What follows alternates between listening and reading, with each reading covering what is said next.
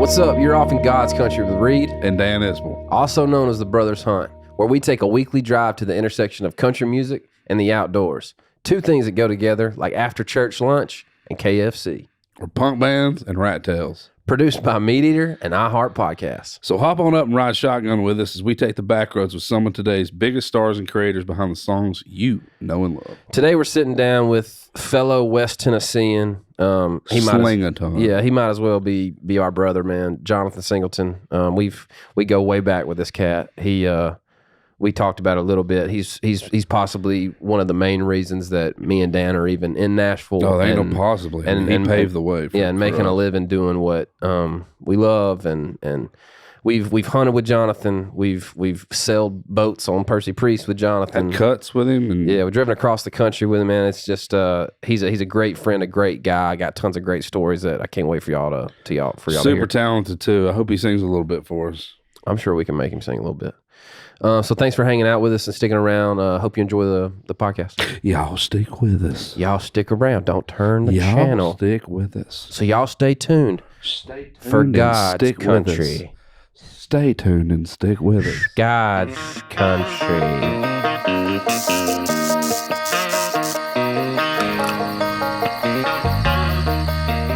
This is Fam Day. We got Grammy nominated, 15 number one, couple number twos, singer songwriters, some top tens in there, producer number ones, just all around Nashville, dear wounded son of a Mr. Slingerton. Mr. Jonathan Slingerton's on the couch today. Sling-a-ton started happening when Sling-a-ton? No, I haven't even heard that. Sling-a-ton of lead, dude. Right. Yeah, Sling-a-ton. There's also I remember the friend. He was like, "Yeah, dude, my name's Singleton. Of course it is, because I write a ton of singles." And I was like, "How does that happen, man? How that do you joke, get that joke doesn't go over that well." And in the same breath, he'll go, "What is an Isbell anyway? What even is an Isbell?" What is an Isbell? Do y'all know? The talented, handsome, good-looking, deer-killing machine. That's what Isbell interesting. is, dude. Yeah. All right, remember when he started calling us the Brothers Can't Hunt? I remember that too. You still do that? One. Yeah, I still do. Good, man. Of course. Good, dude. Wait, okay, back to our... You threw up in your boot. I had those, the duck boots. What are the duck boots? You wore them all the time. I loved them, dude. I loved them so much. They had the fur in them with the the little rubber around the waiter boots. You would know like duck waiter boots. like what are they boots. called? Sperry's. But the old version, like the old school version. They were old. They were school leather version. halfway down, and then they turned into rubber. Is that the Whatever ones you flipped up? You flipped them over. He loved those boots. Yeah. I had 2 or 3 pairs. But so we all went to the mountains. Everybody had just had kids. Jet was my oldest. Jet was who's Brett? Jet, Brave and Jet. Oh, I got it. Yeah, okay, Brett. There's Jave and Brett. Right. So he's 2. Logan Mize and Jill Mize. We all went to the mountains. Ryan Gore. They just had kids. Yeah. I forget who else was there. And so we're in somebody's house that we had not rented. We had like, hey, my buddy's got a house. We'll go. So I'm in there with Jet while everybody's in the kitchen, and he's in the bathtub and takes a big old poop in the tub. How big? How old is Jet? He's like 2. Okay. Maybe 3. I don't know. You can't tell with Jet yeah. because you remember he's so big. He's been so big for so long. Like, he might have been 13. But anyway, I think how much did he weigh? He was 2.5. born. He was like 9 pounds when he was born, wasn't he? Yeah, almost 10. Yeah. Same. Anyway, so he poops in the bathtub, and then I'm scurrying trying to get this thing like cleaned up. And then what are you going to do? Like, do I scoop it out? Or we go down the Was drain? like turds or like a baby poop? No, it was. I mean, he was a man size. Healthy. Food. Yeah, it was a poop. Jet's been a man since he was about 3. And so I'm, some of it I'm scooping, some of them I'm shoving down the thing. So I go in there. Wait, and some of it you're shoving down the thing? What do you mean you push down the drain? Down the drain, dude. What am I going to do? I'm trying to go as fast as I can. Of course. You know what I mean? Whoever scoops turds out of a bathtub is not, it's all going break the same it up place, and take it down. It's all going the same place. No doubt. Anyway, so I go in there, and y'all know I'm germophobe anyway. So I wash my hands like crazy, man. And I'm just like, I think I got it all. And I think I even went and took a shower. Anyway, the next day on the way home, I'm driving from the mountains coming home. And I was like, man, it is hot in here. Like, wait, no, it's not. It's kind of cold. And I know something's going on, right? So I kind of pull over. I was like, hey, Case, will you drive for a minute? So at the last of it, I'm so hot, I just kind of kicked my boots off, you know? And it was the last Hardee's Frisco burger I ever had. This is a perfect. Never had one after this because I saw it go into my boot. So I kicked my boots off, and I'm just like, I mean, it's like the sweat, and it's happening. And I know it's fixing to happen, and I just, blah, you know, and they go directly into my boots. About 75% of it went into my boots. The furry Sperry duck boot. It's not a Sperry. It's not a Sperry, dude. They have a name, but I can't remember the name of them. I mean, not even close. It's L.O. Bean. It's like L.O. Bean or one We're of those. saying everything except what they are. Right. I know. I'm with you. Anyway, I love these boots so much. And at this time, too, it's like I couldn't go buy some more. Right. I could have bought some more boots. Right. But my poor dad, man, and dad, since we've talked about this a bunch, like, that's a dad job. Like, and my dad doesn't mind a dad job. So I get home and I'm telling him, like, I got sick. I threw in my boots. I'm grown. I'm 30 something, you know. He's like, where are your boots at? So God loved him, dude. He spends the next 2 or 3 days trying to get the puke out of my boots. Tim, And dude. he tried so hard, and he was like, I think I got them pretty good. So I just like stick them in the closet, and I've already got them, and I've ordered some more, you know. And so they stayed in the closet for like 2 or 3 days. It was long enough where I felt like he wouldn't know that I threw them away, and I threw them away. Yeah. Gotta throw them those in my away, boots. man. Great story, man. He's never going to listen to this anyway. No, he doesn't even know these things exist. No. Yeah. No. Tim Singleton is an angel. He's a good one. For Oh, sure. there ain't no I doubt. scored on the. You got a parents good front. dad, man. He's a Yeah. funny. You remember, man, me and Singleton and Reid, back when Singleton was already rich, but me and Reid were so poor. I mean, we couldn't even hardly afford socks. And we would drive to Jackson to hunt from Nashville. And your dad had to stop smoke. You remember? Right. You would get so mad at your dad, dude. Yeah. Like, you can't just, it's 20 more miles down. He's like, I sure would appreciate it if you'd pull over. He'd pull that Tundra over, and Tim pop out, and he'd just be.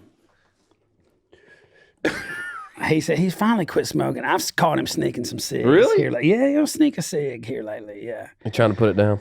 But he doesn't smoke. But if he gets away, he'll sneak a cig. We just got back from me and Ray this is our second year. Me and Ray Fulcher take our dads to Kentucky. Did I tell y'all all the stories? I did. I know I did because I texted. And there's so many, dude. It's almost like your timeline thing where you remember the story, but you can't remember exactly when it happened. So we go to Kentucky. Me and Ray sit on, and you sat at this place. Did he lose his wallet this year? Remember how mad Ray was? No, his dad locked the keys in his truck last year. He locked the keys in the truck. And lost the wallet. He lost his wallet? I don't remember him. He lost his wallet. And remember, because Ray was like, hey, man, I really hate to tell you all. Does that sound just like him? He's like, yes. He's like, Daddy lost his damn wallet. We got to go back over there. I was like, dude, it's Ray, fine. who never said a cuss word ever, he's like, he done lost his effing wallet. He's like, whoa, this is a serious. I don't even know if he Ray. would say that. I don't even know if I he had to said take him back over that freaking But property. like the test of patience, like, you know, it's like you pray for patience and then God gives you the opportunity to be patient. You know what I Right. mean? Yeah, sure. This is it, dude. Okay. This is the week. It's 4 days. So me and Ray sit in the spots. You both take your dad. We take our dads. We find some spots that are great, and then we put up blinds and let them hunt those spots for the rest It's of the time. Yeah. It's awesome. And me and Ray saw 0 bucks. Nice. I saw one that had its leg dangling off the back of it. When This is my what I was dad talking about showed on the it. way in here. Yeah. What? I was like, hey, man, we're going to have to keep Singleton from talking about wounded, busted up here. It's reality, dude. Tim Singleton, you know, he's Sling a trying. ton, dude. And also, it's about 175-yard shot, and we're West Tennessee dudes, man. We're hills. Like, we're 100 yards. That's the long, you know. That's all we got, That's all we got. for sure. Anyway, so, but the reason I brought it up is not for that reason. The reason I brought it up is we're at the point, and Randy's the same, man. You can't rush them. If you rush them, something's going to happen. You know what I mean? Yeah, you got to let them take their Oh. time. You got to let them do it in their process. Right. And It's and, over. And It's just over. go. Trying to control it is over. Right. He's trying to find something. He doesn't know where it's at. It's going to take forever. just don't say anything. Sure. So I did say something, and he fell over the trailer. He fell first day 1. He fell, and then day 2, he goes, "That was when I texted you," and I was like, I think it was the afternoon hunt, and we're getting ready to go, and I never said, "Hey man, it's about time we ought to be set." I never said it. I just waited. What is it, like somebody goes to the truck. 2:45, Right. 3 o'clock? He goes to the truck. Yeah. He goes to the truck, back of the truck, back to the truck, back to the Polaris thing. Finally, I said, "Hey, man, what are you looking for?" He said, "Well, last time I saw my gun, it was on your tire right here." He said, "You didn't drive off?" It was mine, like I did it.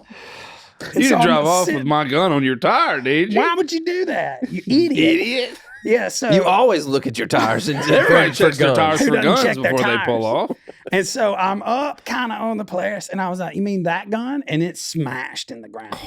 Ran over. Ran over it twice. 2 tires, 2 trailer tires. Ran over I the. think that counts as 4 And times. it's, how Tim is too. It's a 1963 Walmart gun. I do. And he's like, "There's some name." Man, that's a Berhoffy. That's a good one now. They That's make a some New good, Englander. yeah. Shot a bunch of deer with that gun. So he Oh, man. does the thing and picks up, and he's like, "All right, let's go." And I was like, "Dude, What do you mean? He picked up, looked through the scope, and look said, through "Let's the go." scope." It goes, "Let's go." Dude, if that ain't my dad, dude. If that ain't my dad. And I was Just like, to make "Dude, sure the hey." scope isn't hanging off the side. Well, No, yeah, just to or make the- sure, because what you do is you look down the barrel at like, say I want to make sure this is not, no one actually do this. This is a incorrect way of doing this. Okay, it's not correct. But in your brain, you think if I line up my eye down the barrel, like say you aimed at the end of that Longhorn, right? You would look down the barrel and then go into the scope and be like, "Oh yeah, it's on the Yeah, didn't bend the barrel. right." That's what he's looking for. Which is not right. No. like, At all. at all. No, I'm yeah, not at saying all. it is, but I've seen that happen. Yeah. Probably the farthest thing from right in that scenario to make sure the gun Well, there's is okay just to no hunt with. way to. There's no way. Yeah, I mean, you're done. You're smoked. Like You're smoked. either he's ruining everybody's day and we're going back, or he's going to sit there and a normal person would have been like, "Man, I'll just sit here. We'll shoot this thing in the morning. Yeah. We'll be late in the morning. Cool. Okay, cool." Or got another gun, But or Tim don't do that, man. Tim's rolling. He popped rounds We're that good. afternoon, dude. we're good. But dude, isn't it worth it though? Like I've been hunting with my dad some I'm actually going this afternoon. Going to spend a day and a half with him down in Wayne County. But Yeah. isn't it worth it? Oh, Like 100%. all the like the patience that you have to practice and Yeah. the things that you have to not necessarily deal with because it's part of it, but just like the going and doing it is worth it just to spend time with them in the 100%. woods and see them And in that how many environment. times did they do that stuff with us? You know Oh, what the I whole life. I mean, dude, Yeah, my whole life. from 8 or 7 or whenever, and Yeah, just man. go, did y'all get the? And I do it now because I'm taking kids into the woods now. So, "Hey man, pick up your feet, dude."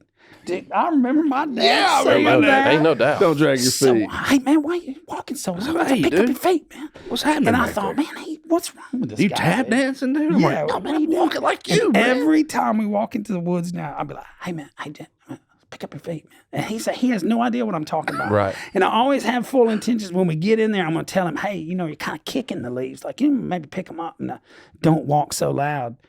But dude, they did that for us forever, man. Yeah. And my dad, he used to, and I know he would be like, "Here's your spot," and I would sit there for 30 minutes, and I wouldn't see any deer, and I'd walk over to his spot and be like, "Hey, I thought I'd sit on your spot for a little bit." And he'd be like, "Okay, whatever." He would never say anything. Never say nothing. He would just like, and I'll go back to your spot. And so because I got bored, man. I didn't have, Oh no, there were no dude. I can remember days in a box blind with no phone and no nothing, and you are literally like counting ladybugs on the I windows. remember dude. shooting Same, because I thought we would go home. same. Oh, dude, I do did the the same. same. Yeah, And the he same comes thing. up, so I shoot, and he comes over there, and it's like, "Man, I think Sorry, I I missed think it, I man. missed. You wanna ready get to some go?" breakfast, man?" Yeah. Well, I guess did it's the over. exact Yeah. same thing. Dude, I've driven up on my dad. I've been so scared that the rapture happened before that I've dude, Yeah, we were I- terrified like of the rapture. my walkie-talkie went out or Church something. of Christ, but Yeah. we're Oh, not yeah. raptured. Nobody- Oh, because you guys, Yeah, you're the y'all only would. ones going, right? Yeah, we don't have to worry about it. Right, because y'all. But I got so chosen scared people. one afternoon, and we'd been in there since like noon. And dude, it was like 4:30. It was like perfect time, And I'm sure there was some deer in there my dad was hunting. I got down on I was like, oh my God, I just freaked myself out, got down on my floor there, and I was like, and I finally got to where he was, and I drove right next to his box. And I remember his head sticking out at 4:30, deer just going everywhere. Yeah. And I was like, whew. He goes, what are you doing?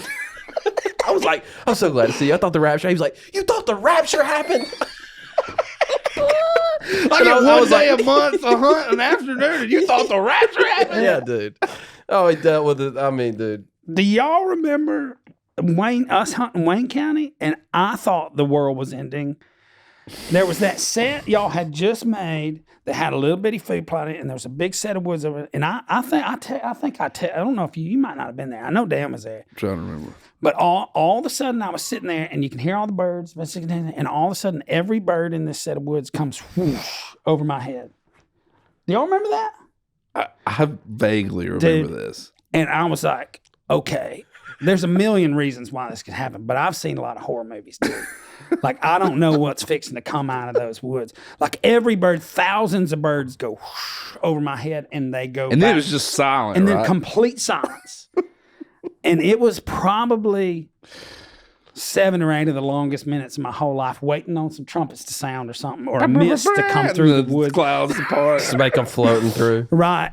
And then this two little coyotes come through the woods, and they had run all those birds out. Yeah, man. Dude, the woods can be a weird place, man. Hey, sometimes. before we get off dads, have y'all ever? I'm noticing more and more because I do it to my kids too. Like, not lies, right? But like here's a prime example. And I know you share a love for the arguably the greatest chicken restaurant of all time, KFC too, because we made some KFC stops in our day. Yeah.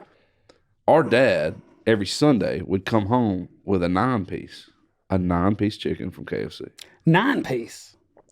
Already there. You already know. Yeah. That's a man after my own heart. So I grew up my whole life thinking that, yeah, you just drop by KFC and get a 9-piece, right? Right.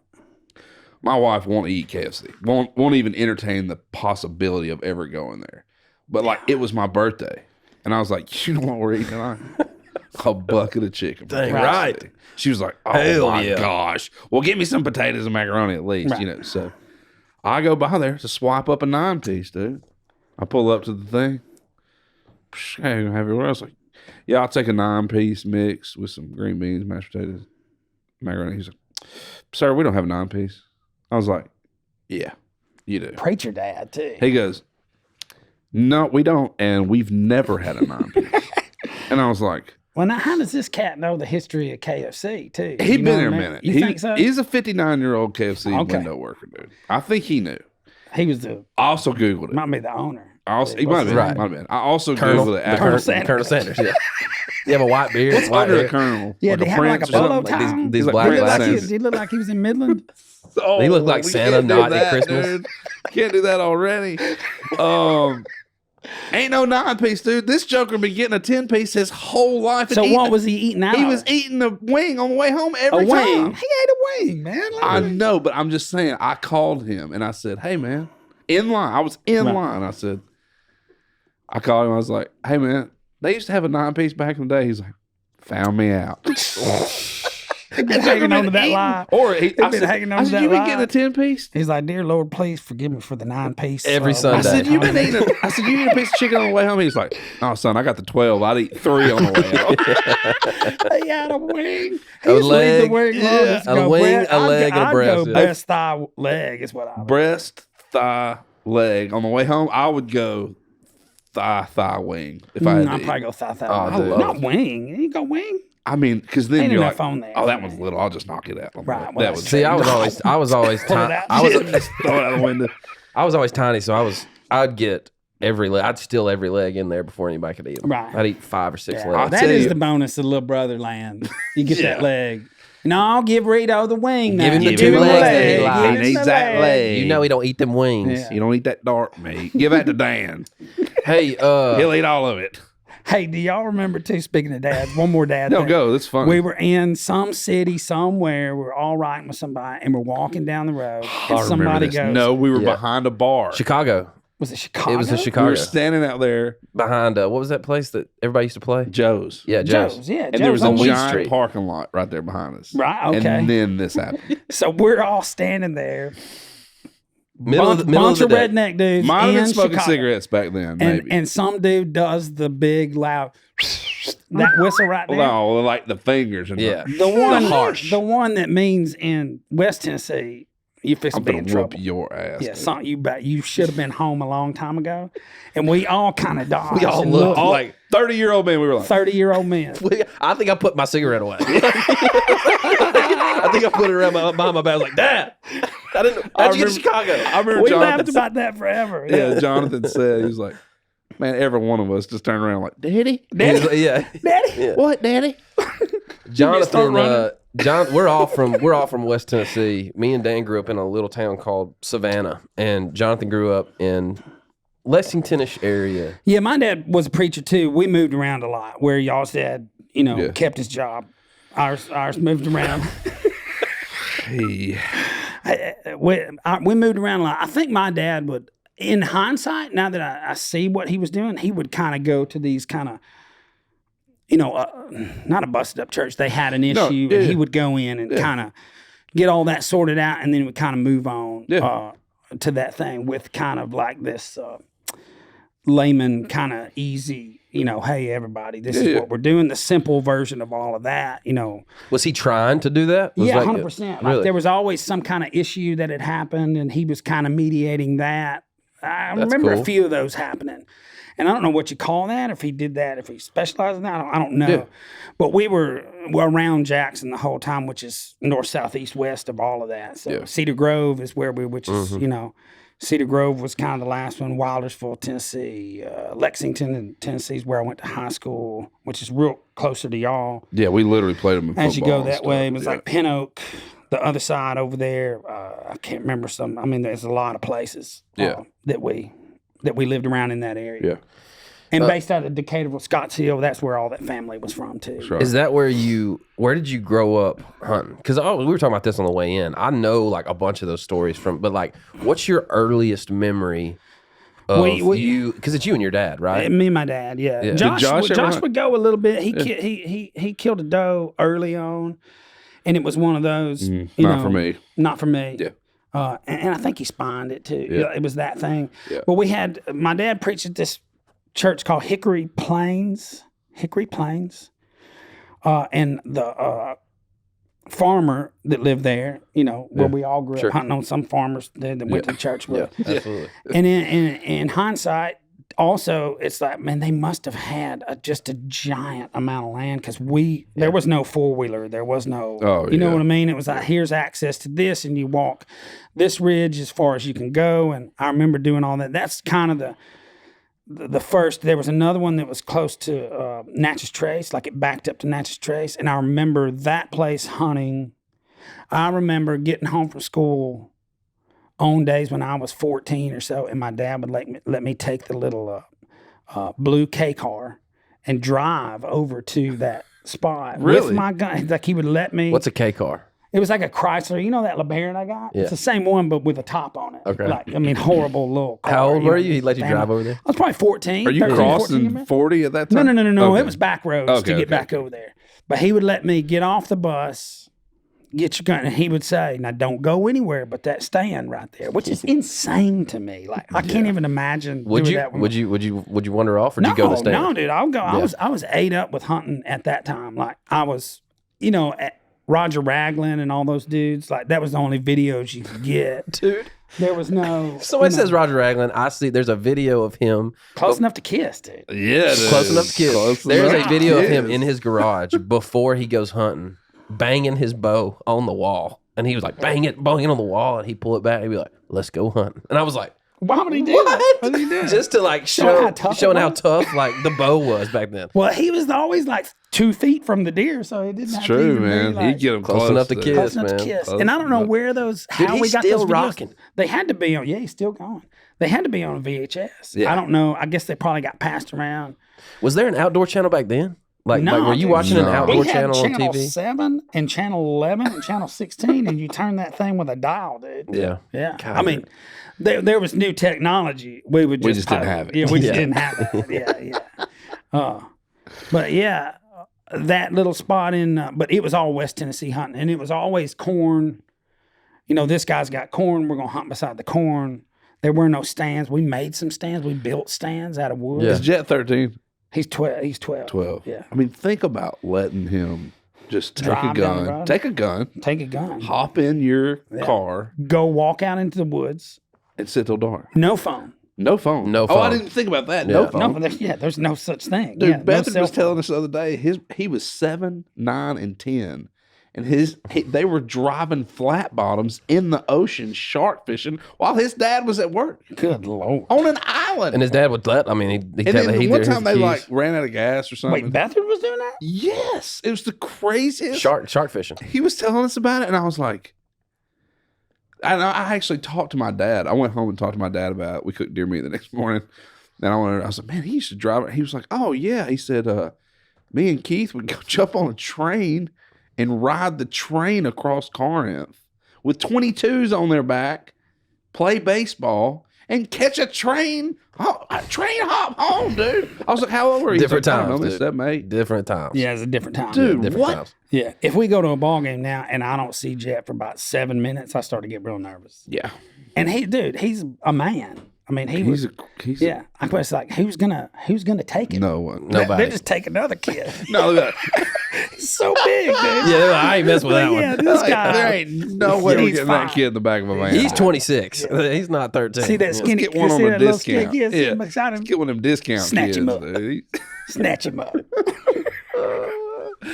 That is the funniest thing. Man, Jet, he holds a special place in my heart, man, because he was like the first baby I was around a lot, right? Like I have nephews and I saw them pretty regular, but man, we were just at that time in our lives, Reid and I just basically lived with you. I mean, we ate Sure. dinner with y'all. We went A on lot of people did because we were. That was the first version of the Kool-Aid house, but it was like the beer. It was East Nashville. We had a house that Totally. people could actually Yeah. get out on the back porch and we'd shoot bows and we'd hang out and 1,000%, man. Yeah. I mean, I don't know how we would have made it through without Work on 4-wheelers and without motorcycles. having that house, Yeah, man. we Without did. having that house to go to in that backyard and Ponytail Pete and yeah, all the R.I.P. characters. R.I.P. R.I.P. Man, Yeah. what a good dude. yeah, Man. Is Jet interested in hunting? yeah, Is it- man. He's got about like He 3 shot his deer. first Yeah, he deer killed last fir- year, I think. No, he was like No, 5 it was- when he killed his first. Well, I deer. mean, the Yeah. buck where he's holding the. Yeah, that was last year. There was a smaller one before that. This year, that's a pretty good deer, man. I got all that on film. I know You y'all did? seen it. Yeah, y'all hadn't seen Oh, that you video? sent it. You Oh, did dude, send it. it's Yeah, yeah. amazing. That's dude. great. He drops him. Yeah, that's awesome. And he gets it, but, man, because we've had these conversations a bunch. It's like a big, giant group of people who have made their hobby their job, Totally. and we've also had that conversation too about hunting. And it's like, so I try to not push him in any of those things. Like he's interested in music, he's interested in hunting, he's interested in a lot of things, a lot of games and stuff like that. And I can lean into those a little bit more because I don't feel like I have an agenda. Like Right. I feel like I have an agenda if I'm like, hey man, let's go. Pushing in. Yeah, let's there. go So stand, I always go, hey man, check out this picture of this buck, and I'll show it to him. And I always make sure I have that deer 2 or 3 days Pretty lined before. up. So if he goes, hey, let's go hunt that deer, I'll be like, cool, let's go right now. That's pretty smart. He's going to man. walk out at 3:45. Yeah. You know what I mean? Like I know Right here. exactly where he's That's coming. pretty smart. So I always try and make it easy, but they think too, like Jet and Brad both. I made sure there was always those boxes. You remember we did that East Nashville thing, and I had that little bean bag in there, and he would have his phone, and I would take snacks and drinks and all that stuff like that. And it's like, make it fun. Totally, man. Make it like this fun thing that they want to do. Yeah. And then this year we did it too, and I thought Jet would get more into it. But he's always like, hey, you gonna call that deer with the grunt call? And instead of me being like, well, they're not really doing that right now, I'll be like, yeah, dude, do you want to do it? Yeah, they're blowing the thing, and you end up laughing a bunch. And that's what it's supposed to be too. I think, and we've had a conversation a bunch too, like about hunting and what that does, becoming a man hunting and being a boy hunting and like you hunt when you're little, you hunt so you feel like a man, and then when you're a man hunting, you hunt to feel like a little. Come on, to preach. feel like a little boy, like Got to me a have little that, bit, dude. to have that feeling again, that excitement, that like. Got me a little bit. Yep, that's very, very. Yeah, so very I'm going true. to try make sure they do that, and we do that musically too. We never kind of push him in that, It's like, yeah, man, that was cool, like he plays drums a little bit, and I'll play bass or guitar or something like that. But I never go, hey man, you're like, where's like, You're dragging. Yeah, you're dragging. Pick it up, It's dude. like, what's it? 2 beat in the man? pocket. I never do that. I was always trying to make it fun, and it might be time to kind of. But I think if he gets interested in it, and he's so interested in filming things and gaming and all that stuff like that, I always wondered if there was some version of that he would get into of like, oh man, maybe this is part of my thing. And he watches a lot of those guys with me. We just recently got on those dudes. We were talking about them the other day, the Creek Kings or whatever. Yeah. And Jet loves he loves those. So he That's watches cool. those and likes those dudes. And Is that a YouTube thing?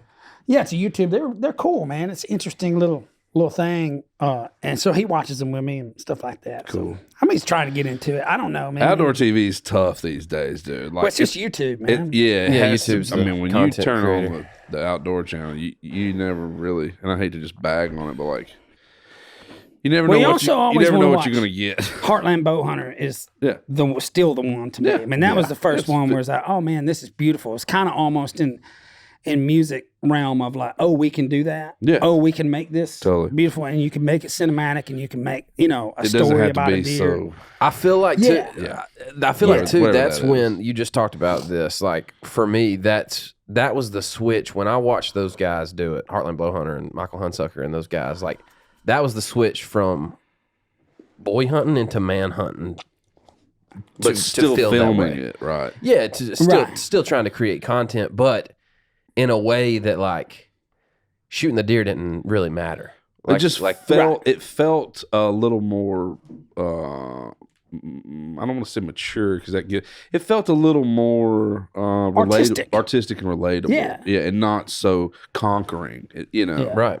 And then you stumble on something like Steve and MeatEater, and you get to see the whole process of it from the journey to the hunt to the cooking of the meat and all that, Sure. and then it takes you into a whole Nice other. little plug there, dude. Right. Well, and I got to. You got, yeah, and he does too, and y'all been good at it too. It's like while there's nothing happening in that boring period, there's so many things that are happening around you. Why you mean everybody's like the sitting in other woods. 98%? The other 98%. That is the thing that I the try. squirrel, the thing, and the hawk, and all the things, the sunrise, and all those things are Absolutely. embedded in those things where they used to not be. For sure, man. know. And I can remember you talking about Jet.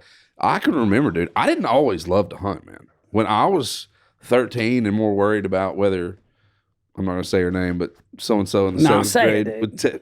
What's her name? Katie. Katie, what? Whether she'd text me back, dude. You know what I'm saying? I was more worried about that. talk about the one that got away. Not even a chance. Anyway, I was more worried about that, He's dude. in when I trouble was, for that one. Yeah, you made him say it. Holy You- moly. I can't believe Have he to said cut it. that one out. Yeah. Singleton's been getting me in trouble since the day we Golly, met, dude. dude. He said, "Say it." Yeah, say it. Say it. Anyway, Dude, speaking of, tell that story about you shooting at that coyote from the road, but what are you talking about? I'm just kidding. Did that man. happen? No, Oh. it didn't. Yeah, it happened. Which coyote? I don't, we can talk. I don't He's care. done it a few times. No, I mean statute of limitations. We were hanging out down at Pickwick down there. Back when I used to call you Fancy Pants. Oh no, we can't. Fancy pants. I thought we were hunting. That was a No, man. at night, dude. Right? Yeah, you're right. I shot at a coyote with a pistol out the window of Jonathan's truck one time. Yeah. But we just really didn't like coyotes. That was a different time. We are different men Yeah. now. Talk about something else, Reid. Told the story. He did. He did. He said the girl. He Reid. said the girl's name, and he told the story. He Change. incriminated himself. I'm not talking anymore, dude. I'm out. Yeah. When did let's get into it then. But when did music step into your life? Like what was the first time you were like, oh, I love playing this guitar. I love singing this song. I love playing in front of people. Yeah. It was always there, man. I mean, that was... Was that a church thing? Was that like through church? The Church of Christ don't sing, though. Well, we sing. Oh. I thought y'all don't believe in music. They just don't use no instruments. There's just no piano, which was also great. It's all acapella. It's all harmony, you know. So that, I mean, hunting is what our dad did. Music is what our mom did. Okay, you know? That's interesting.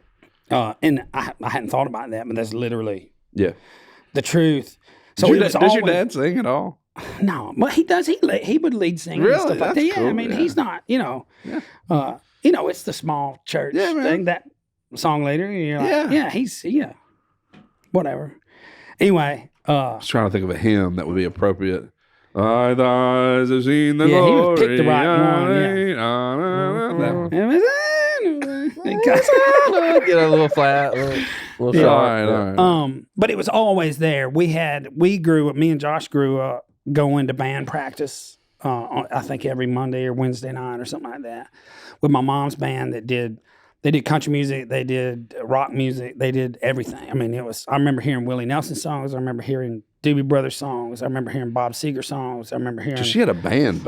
Yeah, she had a band. Dude. Mom had she got offered a record deal in Nashville. What? Years and years know that. Yeah, man. For real? 100%. Can't believe I hadn't told y'all this story. No. So she had a band called Rio, was the name of the band, before Diamond Rio. Stole it. This has been 80 something. They stole it. You know, and she had a bunch of dudes, and they were good players. You know, I think. Yeah. I think they were. Right. West Tennessee guys? West Tennessee guys. So they would have band practice. We always had instruments around. We always had a PA, you know, and a mixer and all this stuff. That's cool, man. I didn't know that. Yeah, I knew she sang. It was kind of always there. And then she met a guy here in Nashville and started coming up to this thing called the captain's table, and you bring your tape. Like you have a cassette karaoke thing, and you pop your tape in, and you kind of do this little set. And it was like kind of like a showcase kind of thing. And I can't remember how all that went. I was probably in third grade, second, third, fourth grade, maybe around that time, that she was like, they sat us down and they were like, okay, here's what could possibly happen. I'll go on the road. Y'all will go with me. Dad will be the bus driver, and we'll get you guys like a tutor, and that's what you'll do. This is blowing my mind. I had no idea. No, I love it. Yeah, though. man. No, that's cool. I kind of thought your journey to Nashville was just solely you, but no, your mom we kinda paved always that road kind a of little did bit. that. Yeah. Yeah, she wrote songs. I remember her writing songs on a little keyboard. She couldn't really play keyboard, but it was like, it would be like boom, and it would have the beat to it. Oh yeah. Yeah, man. And her big tune was like, dude, I'll play it for y'all sometime. I got it on. I had it on. I found the 2-inch tapes, and I dumped them into CD, and then I dumped them into I've got MP3s. Yeah, that's awesome. But it was, I always wanted to be a Bahama mama, just to lay on the beach all day. What? Yeah, dude. That's it is jamming. And she had a song called Physical Attraction Between You and Me. It was all that kind of. It was almost like, you remember KT Oslin? It was almost, she was like that kind of, I mean, it was, there would have been 84, 85 or something like that. But back then they kind of set out your world. It was like in the contract. I remember talking about it. Well, how are we going to do this? Like, how is this possible so we're going to cut a record in this time, which she did cut 4 sides or 5 or whatever. So sick, dude. I had no idea she cut sides. Yeah, and I Like played here? for it, dude. In Nashville somewhere. I don't know where it Jeez, was. that's cool. But in the contract, it was like, here's who you'll go on the road with. Here's the gigs you'll play. Like, it was all in the thing. So what happened? She, she's a preacher's kid and a preacher's wife. Yeah. And she goes with 2 kids. Mama too, yeah. And she was like, I don't think this is my path. And then it was just crazy. Like, done. Like, she was done. That was it. Wow. She didn't do it anymore. But y'all started to sing. She's a great singer. Great singer. She's great. I've heard all y'all sing and a great together, songwriter. Man. And she used to sit around and play guitar a little bit. And then once I learned to play guitar, one day I made fun of her for playing guitar because they would do that boom, jaggy, boom, jaggy, boom, jaggy, everything. It didn't matter what song you're playing. Boom, jaggy, boom, jaggy, with a bass note, This thing. Every song. Yeah. And I made fun of her, and I've never seen her pick up a guitar since then. But I was a kid, man. I didn't know. And you had a rat tail. I probably had a rat tail. I did. Dude, do you know Jonathan used to have a rat top. tail? Yeah. Show us where it was. It was on top. It's right here. Big things. It was braided. I would dye it different colors and stuff. You would dye different I colors? dyed it different colors, yeah. Well, I started on, because, me and Joey that works at 50 Egg, too, we were best friends in high he was in my first band that I had.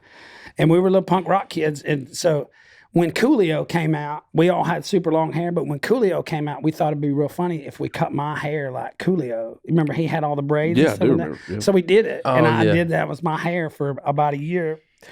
This is in the time. This is in the gap where my dad wouldn't talk to me anymore. No, there's not no pictures of it. There's no pictures of that. I doubt it. We were too cool. You know what I mean? A lot of money. I feel like I've seen a picture. I've got one picture of you on one of these old computers, and it's you with a shaved beard, and your son sit back. And I think you have maybe the. There's no way he has the Coolio dress. I'm pretty sure this I would have been 14 years old, 15 or something like that.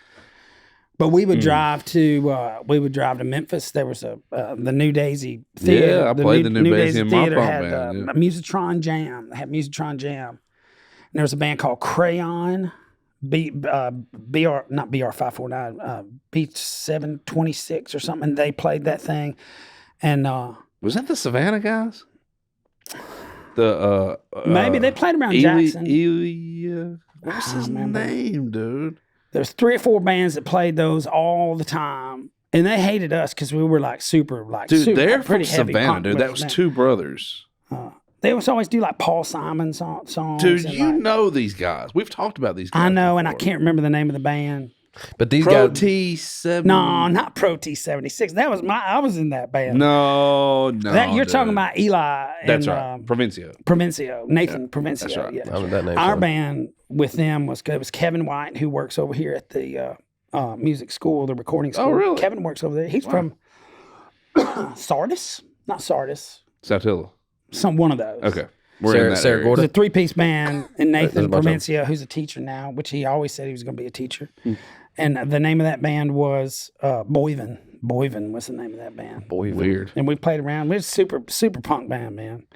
And I think too, because now I'm doing it as a parent. That was my rebellion towards my parents, because I couldn't find anything to rebel against, right? Because it's like musically, it's like, well, what if I just only listen to Dead Kennedy songs? Would that make you mad?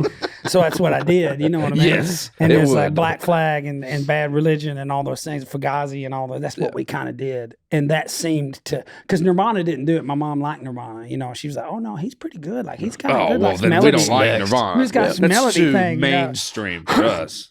But all that Nirvana stuff kind of sent you towards that anyway. You know what I mean? No If you doubt. start digging in those Jesus Lizard and some of those that they did tracks with. And anyway, I don't know how I got on that. I think because y'all were making fun of me. But You were a punk kid, dude. yeah, that was the first music. And I remember singing with her band. Like they would do their practice or whatever. And dude, God, this is horrible. This is how young I was. You remember that band Stryper? Yeah. Remember them? It was like a Christian, Rock hair band. metal Yeah. rock band. I don't remember. Pretty that. good, honestly. They're pretty good. If we're Anyway, being they had honest. a song, I think it was called Honestly. Honestly, I remember believe in you. And I would sing that with the band, not on stage, Oh, just In practice. just in practice. But Josh would always get up and they would do the drum solo song. What, Wipeout? Wipeout. He would just say Wipeout every time. He would just play drums on Oh, Wipeout. I was about to say. He'd play drums. I on thought you meant Wipeout. he was the singer. I'm like, I'm pretty much that song only says Wipeout, right? Like, it is that. Yes. Yeah. I thought you meant he would just stand there and say Wipeout, and then they would play the song. He would play the drums. So we always did it. And then in high school, too, we had... For the record, Josh is Jonathan's older brother, who is Way amazing more musician. talented than John. No doubt about arguably, arguably the greatest singer I've ever sat in a room with. Yeah, he's incredible. Me too. That kid incredible. is next level, dude. He's strong, man. Something there's like I really related a lot to like when people say they hear like George Jones and they're like you could hear like the pain and like that there's this argument that George Jones is the greatest country singer of all times, and the argument is made on the fact that you can almost like hear his life through his voice. I kind of feel that way about Josh a little bit. Sure. But there's this natural gravelly thing that when most people sing with that gravel, they don't have the control that Josh has. 100%. And Josh's control of that rough vocal is like poetic. I mean, I hate to be that guy to say that word, but it's inspiring. Man. He also, while we could get real nerdy on this. While we were all trying to find our thing, he like had his thing. Yeah. Like he already, like he's kind of always that's stuck what to that I'm gonna thing do. too. He's always stuck. He's always kind of stuck at it, and it was like he found his voice before anybody else found their voice, and it wasn't like anybody else's. No, it was where not. even mine was like, well, it's a little bit of this and a little bit of that and a little bit of this. His was always like, oh man, when he does that, it just felt so real. It's so real. Yeah, man, that's a great. Which also made it kind of not work in Nashville when he was, he had a publishing deal here. He was writing around and stuff like that. And he was just like, man, it was almost too cool. It was almost too for me. Yeah, it was almost too good. I mean, he understood the game and the things that we had to do, and you know what I mean, and all that stuff. And once he kind of figured that out, he was like, man, I might go do something else. Yeah, and there's nothing wrong with that, man. Sure. Like it's kind of like what your mom said. It just wasn't her path. Right. Man. Right. Tell us about the Grove. At what point did you get involved with your band, the Grove, to being a house band in Jackson, Tennessee for all those years, to eventually making the move up 40 to Nashville a little bit? Yeah, I mean, we weren't far from Nashville was the nice thing. So when Josh was singing, Josh sang and I played drums in his band for 4 years. They're called Smoking Jackets. And we did... Josh was kind of the dude that told us what to do and what to wear and how to talk and how to do all these things. Here's how you book a gig. Here's how you set up the PA. Here's what we want. He was kind of... Older brother. He was running all that stuff, yeah. So we kind of saw those things happen. And in that time period, too, if you remember... there was in Jackson, there was Full Devil Jacket, but in Memphis, there was like Saliva and some of those. I remember when they popped. That was like... They were kind of doing good. Early 90s? In that thing. And they were super aware of us. Memphis, at that time, music scene was a lot like Nashville is now, where it's like everybody's kind of doing different stuff. We were playing more on Beale Street than those guys were playing like in Midtown. Yeah. Memphis and May had cranked up about mid-90s too. Sure. And so all that stuff was kind of going on. Some big bands. And so we played a lot on Beale Street and a lot around Memphis and a lot in those clubs, the same clubs that they were playing in. And it was kind of like, not traditional blues, but it was blues forward. Mm-hmm.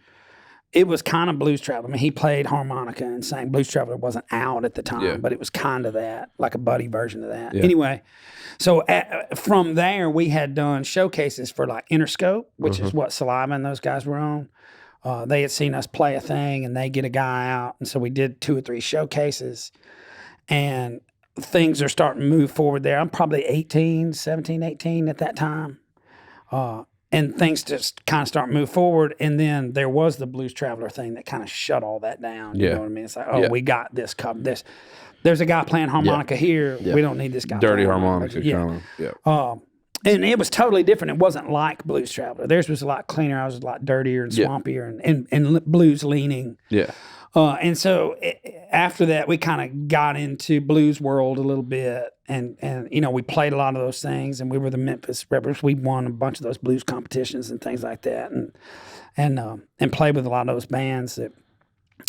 This is the Grove. No, this is Smoking Jackets. Oh, okay. Yeah. So in that meantime, we had been playing Jackson too, which led you to.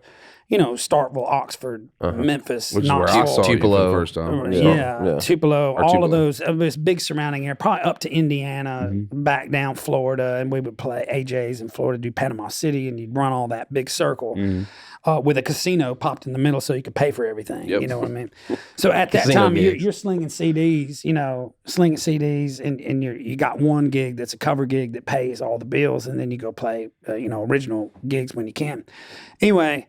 So we were doing all that and playing Jackson some, and Josh, my brother Josh, met this girl from France in Panama City. So we play this show. He's falling in love with this girl. He's moving to France. Like he's moved to France. Yeah. So when he got over to France, he played a bunch of blues stuff with a lot of pickup guys in there. There was no blues is huge in France. Wow. But there's no blues guys that play blues. France blues is more jazzy than it is bluesy. It's not distorted and gross and mean like we do it. It's more of a jazzy kind of thing. Yeah. So Josh found this group of dudes that would that were American guys that would do pickup things. So this guy's coming over to France and he's going to do a string of shows. Josh would be the backup band for those blues guys that would do that thing.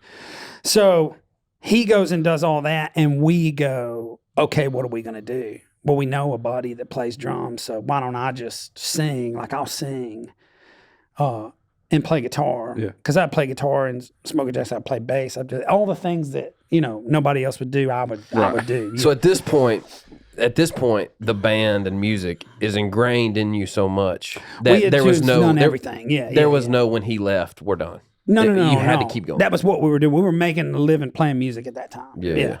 So I started playing guitar and singing, and we do that and it was about 7 years. We played the same house gig. I would play Tuesday, Wednesday, Thursday, Friday, Saturday. Jeez. At Barley's. At Barley's, yeah. So we did You played Barley's every night at Barley's? just about every night, yeah. Wow. Yeah. And we stayed there. That dude took care of us, named Jerry Gay that owned that bar, and he took care of us and, kept us out of trouble. Probably cut your playing, like, as far as like playing teeth in that bar, I would assume. 100%, can you because we imagine? knew. Yeah, I mean, 7 and years. you're Commercial week. playing. right, because and you're also in Jackson, which is 2 hours from Nashville, hour and a half from Memphis, right? So you're playing blues, you're playing country, you're playing rock, you're playing rap songs, you're playing everything. You did it too. You know what I mean? So we knew all of those things. So in all of that, this is the short version of the story. In all of that, Whitney Duncan, who's my cousin, got a record deal.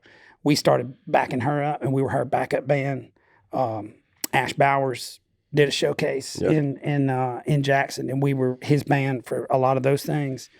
A guy named Brad Cotter, we were backup band, and then that segued into a lot of the American Idol things we did backup band. We were backup band for a lot of those guys. And so we were coming to Nashville all the time. Mm-hmm. Explain backup band for those. We would be the setup band, because we read charts and we played, from school, from campus country. We learned to do all that stuff. So a showcase or something like that. If they needed a band. Yeah, or on tour. We toured with a lot of those guys. We were the guys that could ride the bus, shut your mouth, do your job, get your gear out of the way. We knew that gig. Yeah.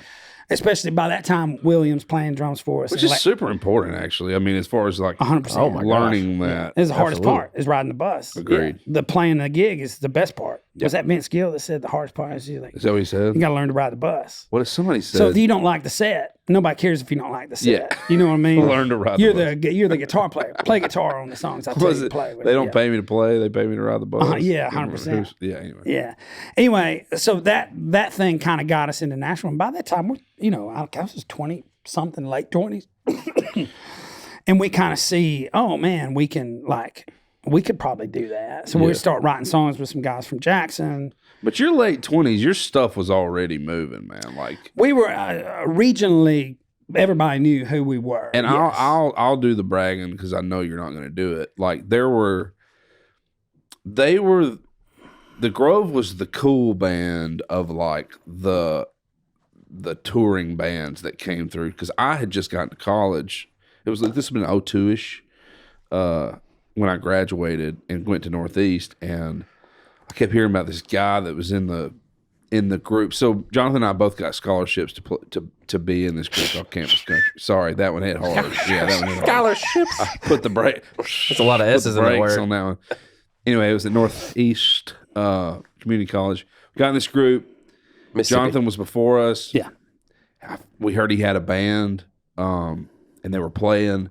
We snuck into the zoo. I was 18. Oh, wow. Nunley snuck us in the back door of the zoo. Not the actual zoo. The club. The club, the zoo. And it was the zoo. Yeah. How rough were those? Dude, that place was rough, man. I took a buddy down there one time, and I told him the whole way. I set him up. Where's the zoo at? Where's the zoo at? Tupelo. Okay. But it ain't like Benjamin's or something downtown. It wasn't. It was a club. Yeah. And what was that bouncer, the big dude that was it Big Worm? No, because he's a bodybuilder for a while. It was Mitch. Okay. I can't remember his name. What's up, Mitch? Big guy. Anyway, I told this guy all the way down there, I said, hey, man, this is a different kind of club, man. You can't be talking trash in here, man. Yeah, we ain't even got set up yet, and he's getting beat up at the bar. Oh, we ain't even got set up yet. And then I kicked him out, threw him out, and Mitch was out there. I said, hey, man. He's like, dude, this guy. I was like, this guy's with me. And he was like, well, just so you know, man, we kind of We kind of gave it to him a little bit. Really? Roughed him up. Did he sit in the parking lot the rest of the night? No, he came back in. Nice. But he shut that mouth too, man. You gotta learn to watch your mouth. Those things. Anyway, I'm sorry. So sorry. They were the cool band. They pop a little bit. Next thing we know, he's playing Bulldog Bash or something at Starkville. I remember you at Mississippi State. You came down. I met you. You had braces. Your hair was straight, like somebody had hooked you up. Was I in Nashville? You were doing the thing. Yeah, they got me braces for a second time. I had them West 10 teeth. I had them West 10, dog. West 10 teeth, dude. They just holler at you. Really? Yeah, it was the second time, dude. Didn't they have some, didn't they crank them, a lot? It's brutal, dude. I also lost about 30 pounds in that thing, too. I couldn't eat. I couldn't eat, dude. That was record deal time, right? That was record deal time, yeah. Oh, man, you loved record deal. Man. What was the moment? What was the moment where it kind of parallels your mom's story, which is crazy. I didn't 100%. I never knew that. What was the moment where you were like, I'm not going to be on the road. This is not the life I want for me, for my eventual future family. Yeah. Did you already have hits by then? I had 4 number ones riding in a van, sleeping in the floor on a beanbag with a what's that called? Sleeping bag. That'll make you make the decision. Right. And I didn't have time. So why don't we just dance? Huh? Airplanes. Watching airplanes. Why don't we just dance? Red light and don't. Yeah. Gotcha. And no way at all to spend any money. You know what I mean? I didn't have time to do anything. Yeah. It was about a year before, because, I also came up with my band. I wanted to be a band. We were a band. Yeah. You had been a band your whole life. It was the Grove. It wasn't Jonathan Singleton, the Grove. It was the Grove. And I wanted it to be that way. And I tried really, really hard for it to be that way. But in all of that also, and dude, my band, you had a great band too. Oh, my band was, they're killer, dude. We were killer, dude. I mean, some of the best musicians you'll ever hear in your life. And they're still playing. A lot of those guys still playing around, and Nunley plays with Luke and Jamie. Me and Jonathan were part of a strange, I can't even really explain it, collection of players, writers, artists, singers. And I think we were all making each other better without knowing we were doing that. Yeah. And we just thought we were pretty good. And then we always hear how we're going to get smoked when we come to Nashville. And then we came and smoked these cats, dude. And we were like, damn, we are pretty, our bands are doing good, man. It's different. It was different. That West Tennessee groove is a little bit different. It's a little bit different than everybody else. There's just a stank that lives on it, man. What's people talk about it all the time when they talk about writing with you or writing with Reid or writing with Jamie or what Nunley does or what Willie does or what Sambo does. I mean, it's that thing is all over us. Dude, West Tennessee is a melting pot of. Well, he said, yeah. I mean, you've got There's Memphis. There's the Shoals. There's Nashville. There's South Mississippi. I mean, we did the same thing y'all were doing. Y'all remember the stuff we'd play. I mean, you'd play. I mean, we would play Old Habits and then turn around and play some Stevie Wonder song. Dude, we do Whiskey River and then do a Bob Marley song right after. Same. You know what I mean? And that's what it was. I mean, and didn't know that was weird. Didn't know it was weird or different because that's what was playing on the. That's what everybody wanted to hear. Speakers, you just play what they want to hear, man. Yeah. Yeah. Hey, by the way, let me tell you this: Sambo, who was my road manager, my drummer's brother.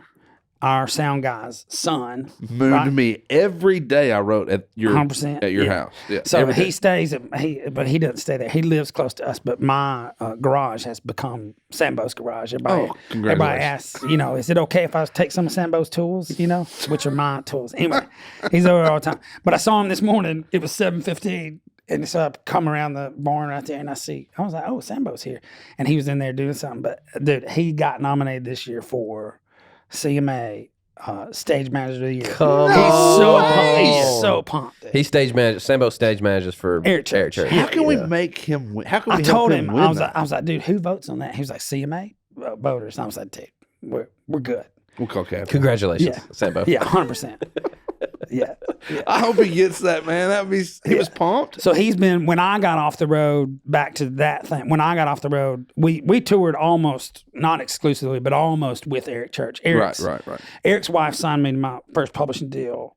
We had the same lawyer, the same booking agent, same manager, same everything. And so through that, time of him moving from clubs to sheds to what he's doing now, we were in between end of clubs and getting into sheds. And we were opened up for him. I don't know how many dates we did with those guys, but they were so sweet to us and so nice, man. And Eric still is. And basically just became friends for, life. Right. So when everybody knew I was getting off the road a year before that happened. So, Sambo started working with Eric at that time, and he still works for him. I guess it's been 13, 14 years or something like that. Yeah, it's pushing 14, 15 years. But yeah, I knew before that. The only reason I kept playing on the road, we did the last. It was called a Country Throwdown Tour. I remember this. And so we got on that tour because I knew the people that put it on. Kevin Lyman was the guy that put it on, but Sarah Bear and Kate Bear. And all them. Put that finger down. Anyway, so. They kind of ran that thing. That's how we got on. That's how we got on that tour. But on that tour was Brad Tersey. Man, who else? Eric was on that tour. Brad Tersey plays for Old Dominion. Yeah, accomplished songwriter. Drake White, was he out there? Drake wasn't White. Logan next year. Was Logan on that thing? Logan Mize? Yeah. No, Logan Mize. He wasn't. Not the first year that we were on there. Oh, was Kip Moore on there? No, I remember seeing him on one. It was or Florida Georgia Line too. They were this second year. Yeah, second year. Oh, Tyler Reed was on that thing. Yeah. Anyway, a bunch of buddies that we still work with. So, we also. I didn't play with the band, but my band would just back up other people in that thing. So Emily West was on that tour, so they played with us, and then they played with Emily West, which he just doubling down because we were workhorses, man. It's like, let's go, dude. If we're gonna be out here, let's rather go play. than So we started. Dave Pahanish was on that tour, so we started. We knew we were not hanging on to that thing, so we were like flip flops and shorts, man. Let's go out there and hey, Sarah Buxton and Jed Hughes are out here too. Let's get them up. But they would sing a song. That was our whole set, dude. Wow. Dave Pahanish, Sarah Buxton, Jed Hughes, Brad Tersey, and then we play a couple songs and we get off. Probably one of the best sets of the day. It was so much fun, dude. Yeah, that sounds It was fun. the last year of our tour, and on that tour too, we finally got a bus. The label didn't pay for it. I just paid for it. Right. And so that was the last one, and it was like, hey, everybody knew, hey, when we get done with this thing, like, I'm done, dude. I'm out. I'm gonna write songs. Like, I'm not doing this anymore. And so we come back after Christmas break, and what was the name of the label? So Universal South. Yeah. Universal South was Show my Dog. label. Well, over Christmas break, they had flipped over to Show Dog. So now Toby had taken that over, and they have all these new acts that they're going to come in with. And that seemed like a perfect time for us to just be like, hey, man, I just want to write songs. And I did for a very, very long time. Just like production wasn't even a thing, man. I mean, production back in those days were big, giant producer dudes. Yeah. You know what I mean? Yeah. It was like Stroud and all those dudes were still around. It was Frank still Dan Huff. It was Liddell. Frank and, all the Franks. Name a Frank. He was producing big records. Dan Huff and all those guys. So that wasn't even an option. I just wanted to write songs, and that felt like simplifying my life, like in a giant way. Sure. And, maybe I can not have anxiety about writing songs every day. And I didn't, you know what I mean? Yeah. Yeah. Dude, and fast forward to 2023, man. 15 number ones, 7 number ones as a producer, couple of Grammy nominations, part owner in a publishing company that I work for, that I write for. Did you ever With what on Man, for? not Yeah, for, with you right. with us. Did you ever think getting off the road? Did you ever question what you were going to do? Was all this in line for you? Like, were you ever wanting to be a producer? Were you ever wanting to own a publishing company? Were you ever? Dude, let me say this before you even answer. You were already producing. Like you were producing. You were on your way to producing the entire time we were even writing. Well, I still call it helping and not producing. Sometimes I call it producing. Yeah, because you were Producer. Right. Yeah. No, that's what Dan is. But I was a helping. producer. I was helping a lot. I helped. We did a bunch of those when people needed some things to do. And we had that studio over in East Nashville. There was 2 incarnations of that studio over there. I mean, that's why I moved to town. Yeah. Well, we I was did kind of one of the stuff. first, one of the first projects over there that Whitney's. We did Whitney stuff. We did Josh Hogue. We did a bunch of stuff with him and a bunch of people in that time that were like, man, they're not really getting the love that they need. Like maybe we can help in some way. I was helping. I was always helping, but no, I think what I did too is and you guys did the same exact thing. And we've talked about this a bunch of times when y'all were starting to come to town on this thing. It's like, hey man, we're in Nashville. What we got that some of these guys don't have is an insane work ethic. Yeah, to go, here's an opportunity. Hey, what time you want me to be there? I'll be there early. Do you need me to bring some coffee? What do you need to do? It's like, well, a couple Hardee's biscuits, yeah. So that was the whole way for me. It's like, if there was an opportunity, and I still do that. Like I'm interested in all things, man. I want to hear there's a partnership here. This can help this. And I've always done that, I think, is what I did. The only thing I did right. Yeah, but I hear what you're saying, but I don't think you give yourself enough credit on the way that the influence that you've had on a lot of people's lives. And I mean that in the sense of like, not even just probably musical lives either. Just but I'm speaking specifically musical. Like, there's no way we would be in this town if it weren't for you. There's no, and if there's no way, I don't know if I believe that. No, I mean we always loved music, but there was no avenue, man. And I've honestly taken that into consideration for my life. Like, how do I want to help. Like, I want to give guys that don't have a chance, man. And that's what you did. Whether that was, hey, man, sleep on my couch tonight. Or, hey, dude, we're ordering pizza. Come on over. Or, hey, man.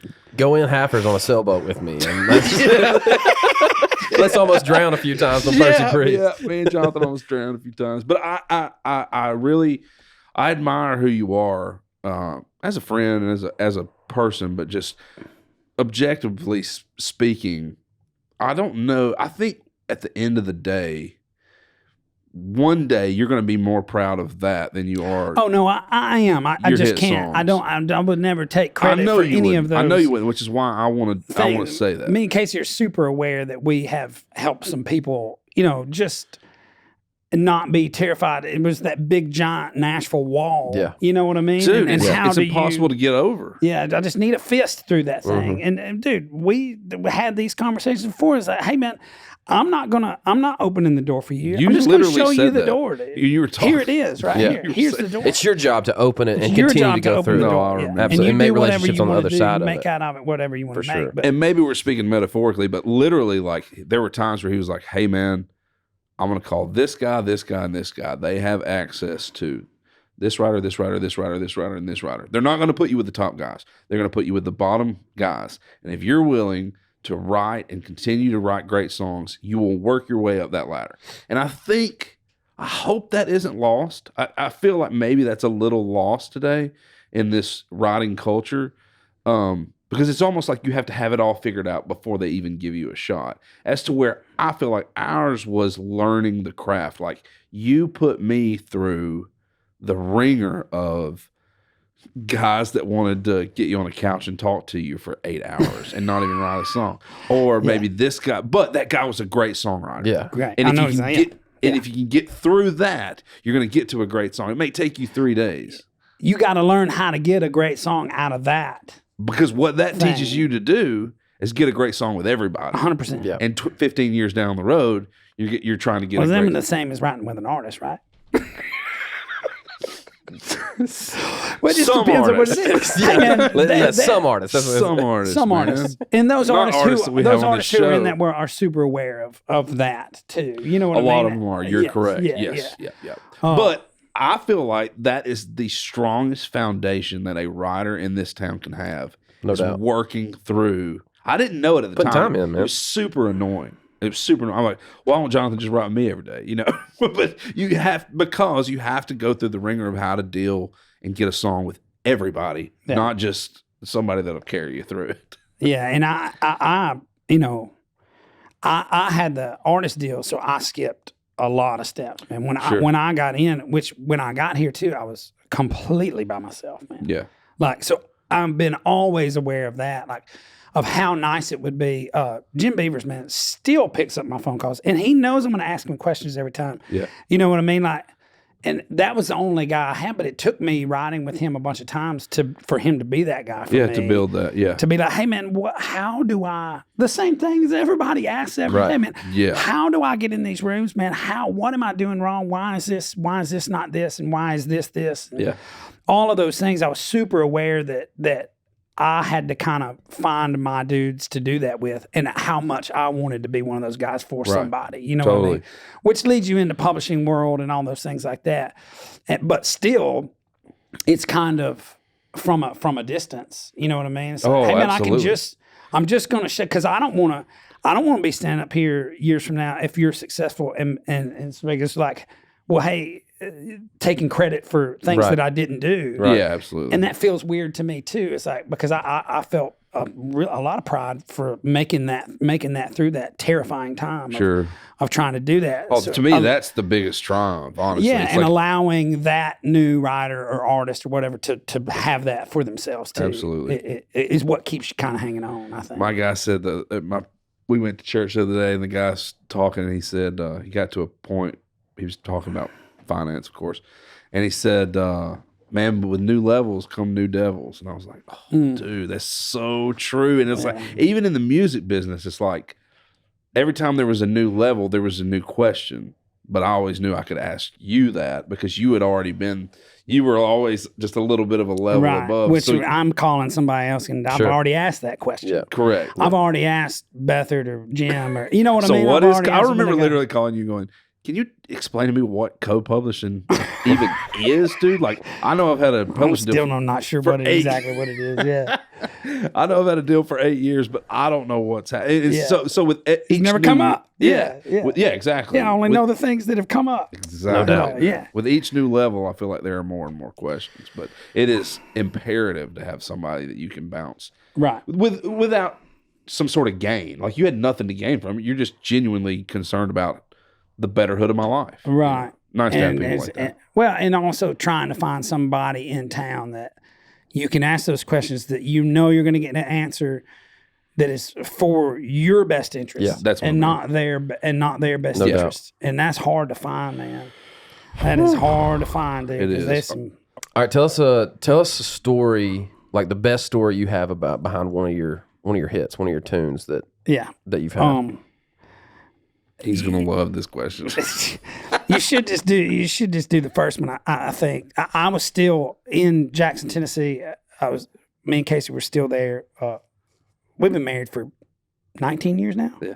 So wow, we were still there.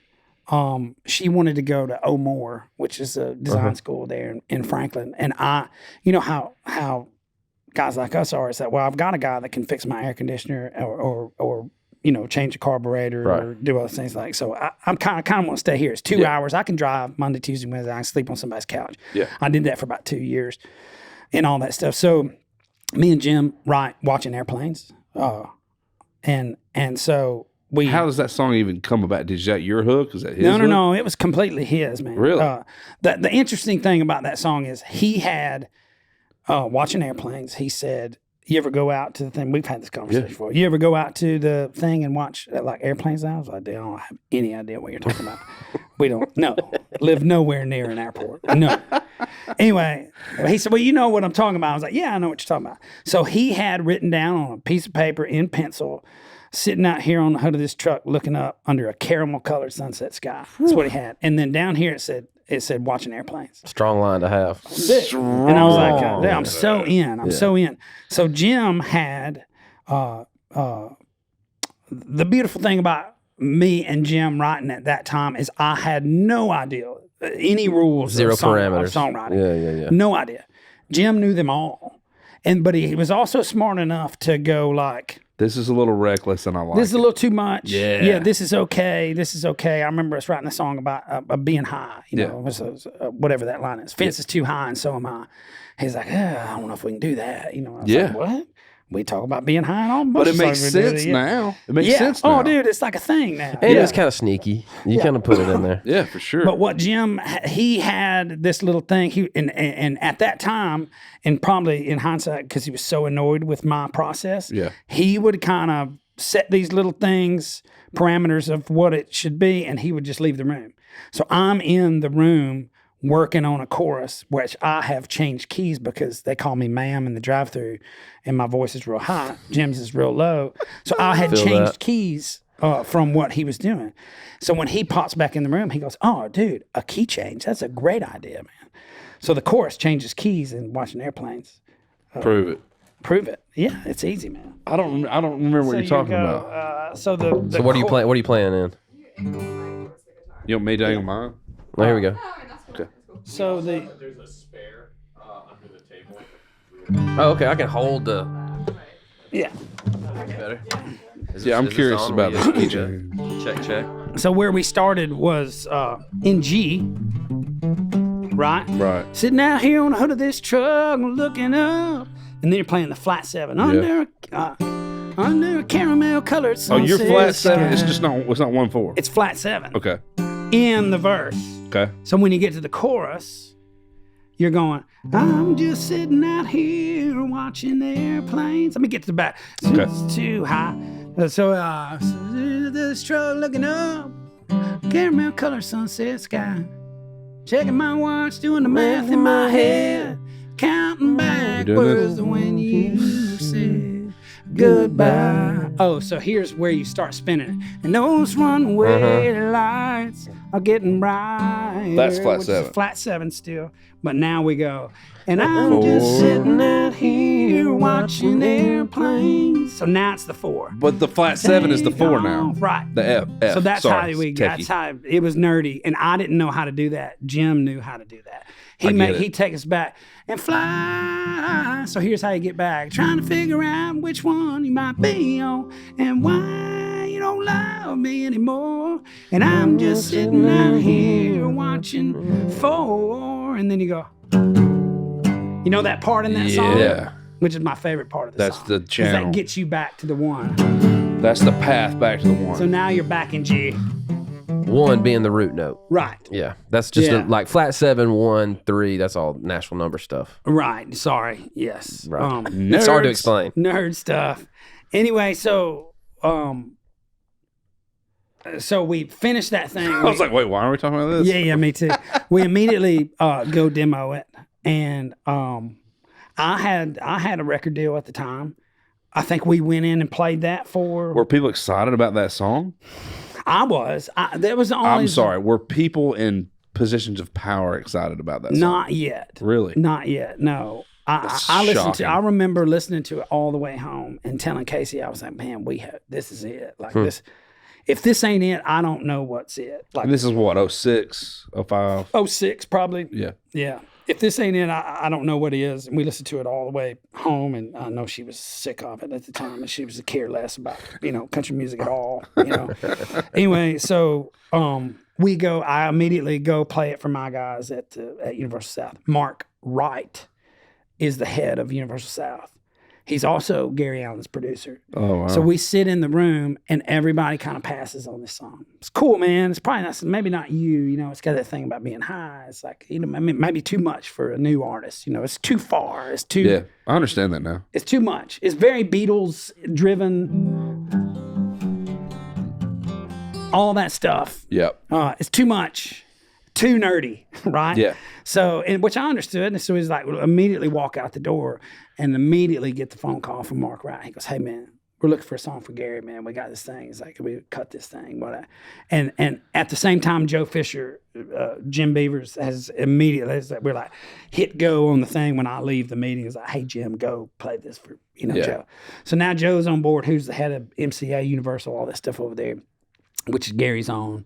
And, and the producer's on it.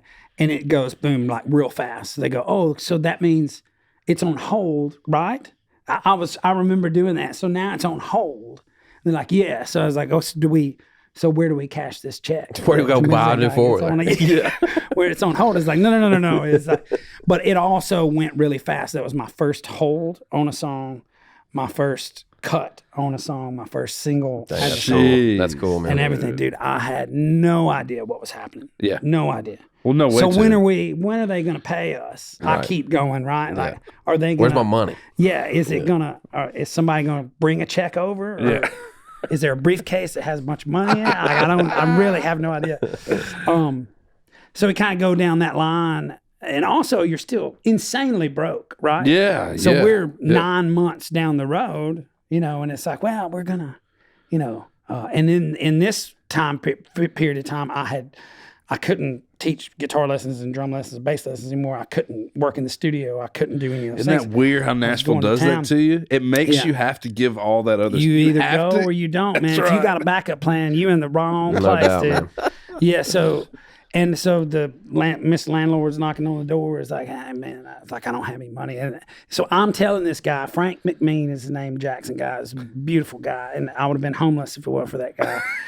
This is your landlord? He was our landlord. Okay. Yeah, right there in Jackson. Remember that little house on Highland? Yeah. House. Stretch for a word, but yeah. It didn't have wheels on it. That's what I like about it. But anyway, I would say, hey man, we're I'm getting a record deal and I'm sure and he's a publishing deal. Sure you are, buddy. It's like I'm gonna have to kick this It's like guy out. a what I deal? love the guy. Yeah. A what deal? Anyway, so now you're like, I got a single. I promise you're gonna hear me on the radio. 9 months I did not pay rent to this guy. 9 months I did not pay rent to this guy.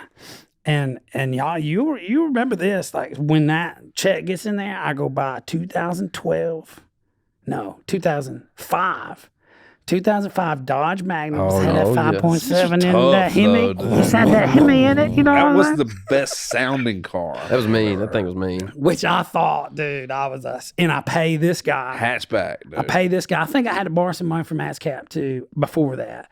And I pay Frank 9 months rent of thing. And so we're off. I can't we're believe running, that. So the first time I heard Watching Airplanes on the radio, though, back up just a little bit.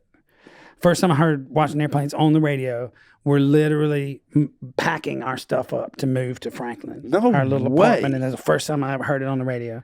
And I thought, how much stuff, what a insane moment to hear that on the radio. Well, years later, Casey's mom told us that she knew we were packing up and she knew what radio station we were listening to. And she had gone in there and called him and said, hey, play this song. Yeah. That's awesome. Sugar went in there. Sugar request live, dude. Yeah. That's awesome. Yeah.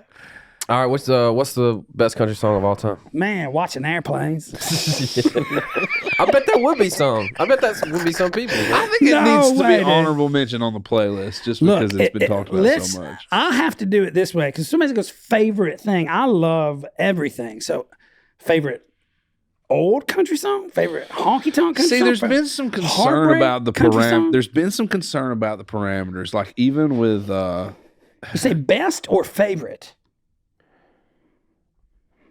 I think those kind of go hand in hand. Best. Nah. Best. Let's go best. Best. What's best writing?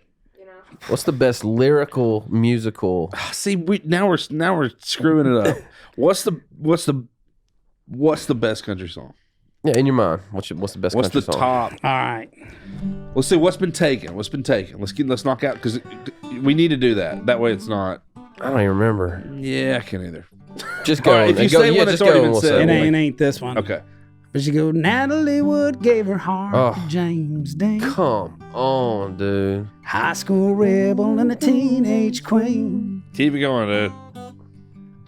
Standing together in an angry world. I got a chord wrong on there. One boy fighting for one girl. Do it. I wanna be loved like that. I wanna be loved like that. I promise you can't take it back. If you're gonna love me, I wanna be loved like that. I got chills all over my body. First dance. That's your first first dance? dance song. You know what I'm saying? Dude, No big deal. Come Shenandoah. on, bro. That's my favorite one. I'm about to maybe so listen to far. that. I'm about to listen to that all They're day. playing that record, man. That record. That's too. That's, And it has to be in tandem with a couple of things. That was where that first Chris Knight, the same time Chris Knight record came out. Steve Earle record had been out for a long time, the second or third one.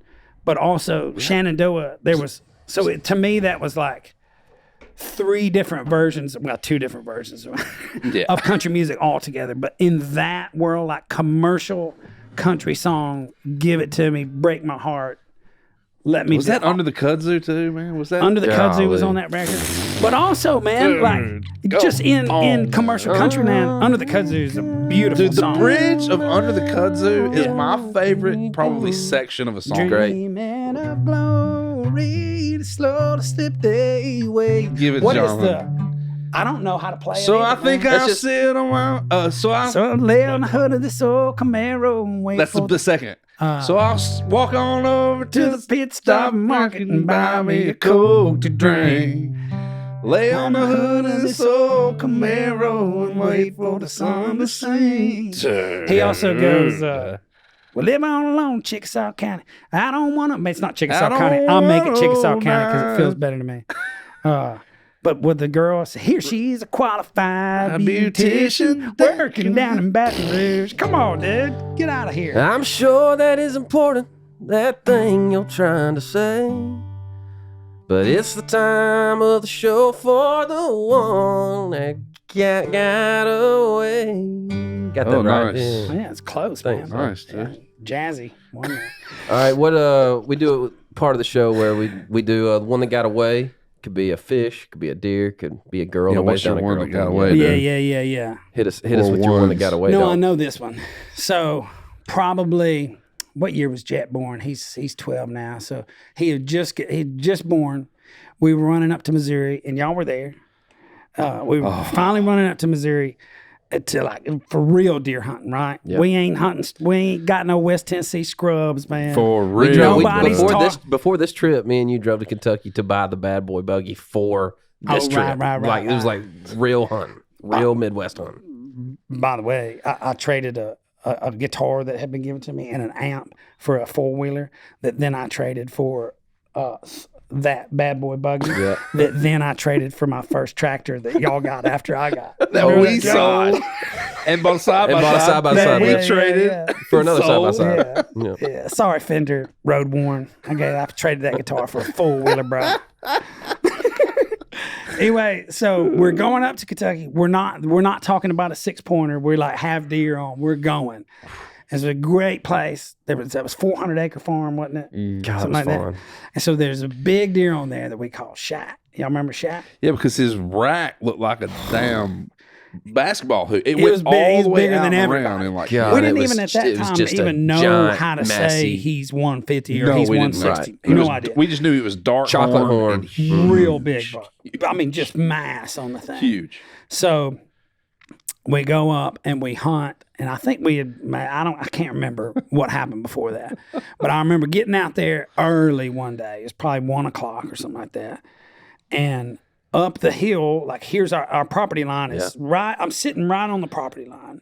Which was a huge cut cornfield, maybe bean field at So the time. our portion was the big cut corn or bean, which Yeah, the whatever one it they're was. I flipping don't over. remember either.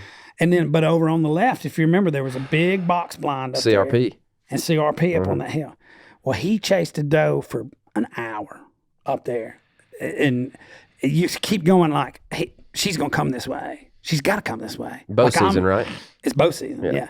And I'm in the little corner section, right? He was going either to me or he was going to you because we had Right. the corners locked down. I remember this. And yeah. so we're waiting on him to cross, and he chases, and she'll go the other way, and then she comes back. Well, by the time, dude, here he comes, here she comes, and here he comes. Well, worked up, dude. Worked up. You go from So- seeing a 100-inch deer to seeing a one. That deer is all every day, every bit of 160. At that point. That's what I figured. That now. was a Which, giant. if that's the first one you've ever seen, it looks like a 200-inch deer. He looked dude, like Shetland he might as pony well. running. He might have been a unicorn. Oh, dude. yeah. What? I mean, Yeah, it's he like looked like a- I've yeah. never seen anything like this in my Yeah, life. he looked like a damn Clydesdale going across. So the here street. comes the doe, boom, and she stops and looks right up at me, and it's dark, dude. I mean, it's still shooting light, but it's dark, and we're in that little where the woods are. You know what I mean? Yeah, man. You can still see out in front of you, but it's like, But where you are, and it's is like, dark. okay, she's right here, and he goes, poop, out 30 yards, right, and stands there, looks at me side like broadside, and so I'm already got my thing, and so when I draw back on him and I put it, and it's like, okay, just. You're not going to die. You're not going to die. You're not going to, either way, your you're heart's dying. not going to explode. Right. Which This is what I felt like. This is what anxiety Going makes through you. life. You're going through life things with a deer in front of you. So he's there, and I can see the pin. You know, that was old school where it was like, 20, 30, 40, whatever with the. Yeah. And so whichever one, and those were all different colors too. This particular color was the hard one to see. Yeah. Was Red it 30 or yards, whatever. 40 yards, Yeah. whatever he was. And so I can see the pin or I can see the deer. If I move, if I move my bow to the left, there he is right there. Well, put the pin back up there. I can't make it connect. You know what I mean? Like Totally. Yeah. No, I know I mean, exactly I what you can, mean. but I can't really. Yeah. But I know I've got to try to shoot this deer, Yeah. Well, not one time. How many arrows go in a quiver? Is it 4? I mean, it depends on the It quiver. depends on the Five. size. Yeah, 4 6. to 6. Yeah. I had a bunch, and I shot every one of them at this deer, man. Every one. So first shot goes, zoom, and he takes 2 or 3 steps. I shot under him. And I said, okay, no big deal. Knock another arrow. So back out again. Over his back. Really? Like, dude, it's each spot that you can miss the deer. I missed him.